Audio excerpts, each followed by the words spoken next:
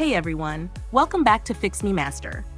In this tutorial, I'll show you how to forget a Wi-Fi network in Windows.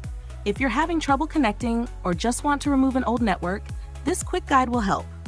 Let's get started. Method 1. Forget a Wi-Fi network from the taskbar. 1. Click on the Wi-Fi icon. Look at the bottom right corner of your screen. Click on the Wi-Fi icon in the system tray. 2. Find the network you want to forget. Click on Network and Internet Settings. In the Wi-Fi section, click Manage Known Networks. 3. Forget the network. Scroll through the list and select the Wi-Fi network you want to remove. Click Forget, and it will be removed from your saved networks. And that's how you forget a Wi-Fi network in Windows. If this tutorial helped, hit like, subscribe to Fix Me Master, and let me know in the comments if you have any questions. See you in the next one.